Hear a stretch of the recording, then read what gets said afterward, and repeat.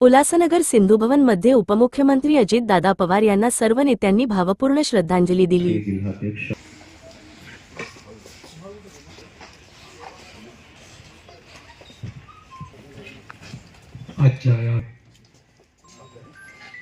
आज असं वाटलं नव्हतं की आपल्याला ही शोक सभा एवढ्या लवकर आयोजित करावी लागेल किंवा दादा आपल्यात नाही आहेत।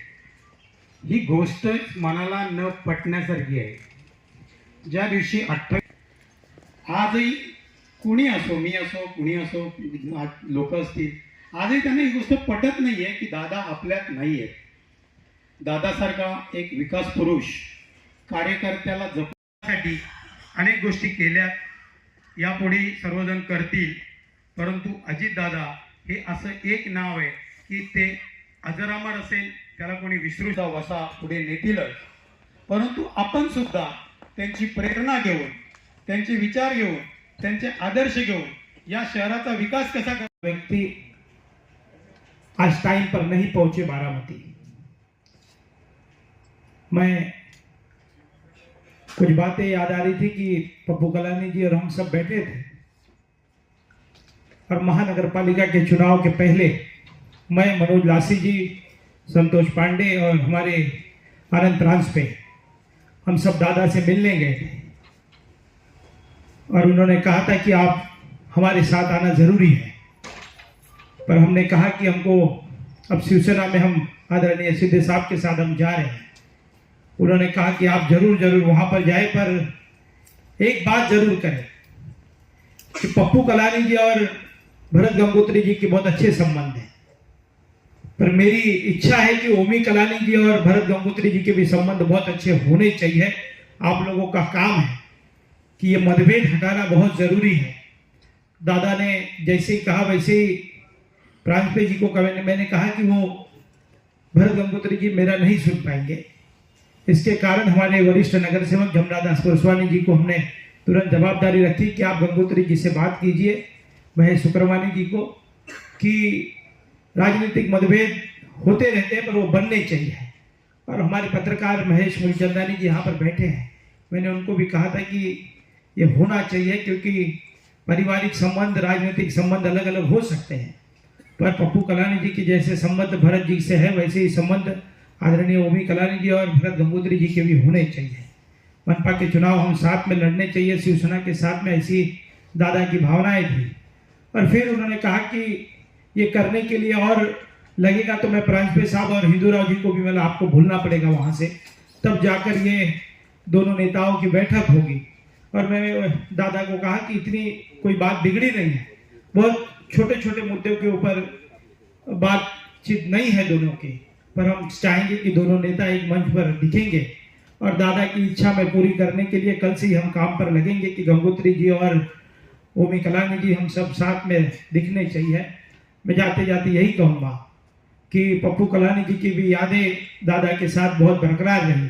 हाउस में पवार फैमिली और पप्पू कलानी के जो संबंध है वो बहुत महाराष्ट्र के अंदर पुराने संबंध हैं। पप्पू कलानी जी जेल में थे, एक बार हम दादा के पास गए कि सीमा कलानी की शादी है और पेरोल नहीं मिल रहा है, राज्य की सरकार हमें पेरोल नहीं दे रही है पप्पू कलानी जी को आने के लिए। तो एक सेकंडों के अंदर सभी बड़े ऑफिसरों को फोन लगाकर उन्होंने बुलाया और बुलाकर तुरंत कहा कि पप्पू कलानी ने राष्ट्रवादी बढ़ाने के लिए बहुत बड़ा योगदान दिया है, आज मुझे उनकी शादी में, लड़की की शादी में पिताजी को आना बहुत जरूरी है। दादा ने तुरंत जिस तरीके की काम करने की उनकी जो शैली थी वो बहुत जबरदस्त तरीके की शैली थी, पर एक महाराष्ट्र का बड़ा नेतृत्व हमने खोया है। पहले आदरणीय गोपीनाथ मुंडे जी गए हम सब लोगों के बीच से, प्रमोद महाजन जी, और फिर दादा भी हमारे बीच में चले गए। पर दादा जाते जाते मैं यही कहूंगा कि मनपा चुनाव के पहले जब हम मुलाकात कर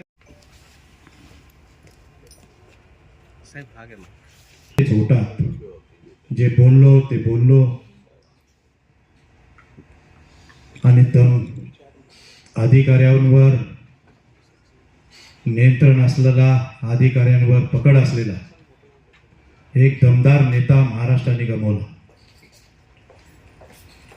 महाराष्ट्र हळहळला, पवार कुटुंबावर दुःखाचं डोंगर कोसळलं.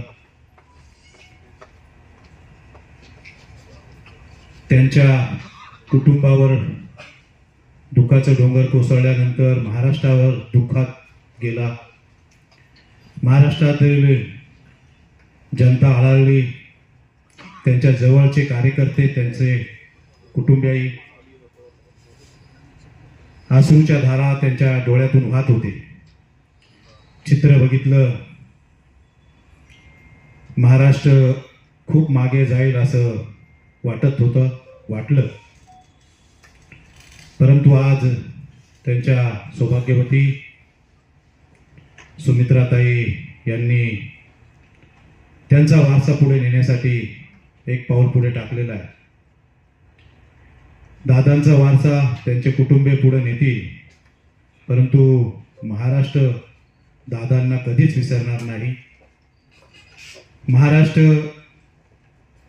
हा दादांच्या मागे त्यांच्या कामाच्या बाबतीमध्ये अभ्यासू, प्रशासनावर पकड असणारा या महाराष्ट्राचा दमदार नेता गमावला. त्याचं दुःख सगळ्यांना आहे, महाराष्ट्राला आहे, देशाला आहे, उल्हासनगरवासियांना आहे, त्याच्या पक्षाच्या कार्यकर्त्यांना आहे, शिवसेनेला आहे.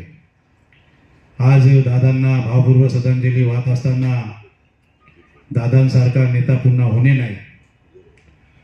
मी शिवसेनेच्या वतीनं, उल्हासनगर शिवसेना शहर शाखेच्या वतीनं दादांना भावपूर्व श्रद्धांजली अर्पित करतो. ओम शांती.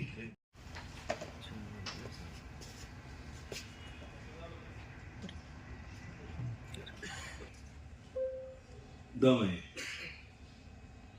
माझ्या राजकीय जीवनाचा प्रवास जिथे चालू झाला त्या दिघे साहेबांना मी वंदन करून सांगतो की ज्यावेळेस दिघे साहेबांचं निधन झालं आणि आनंद सेना झाली, त्या आनंद सेनेच्या माध्यमातून 2002 साली राष्ट्रवादी काँग्रेस पार्टीच्या पक्षावर निवडणूक लढवण्याची जी मला संधी मिळाली ती आदरणीय पप्पू करानी साहेब इथे उपस्थित आहे.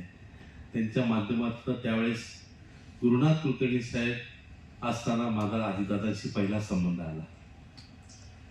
राजकीय प्रवास सुरू झाला, परंतु एवढा मोठा नेता एक सामान्य कार्यकर्त्याला पण वेळ देऊन आपल्याला भेटतो, ही ओळख जी सुरुवात झाली ती तिथून झाली.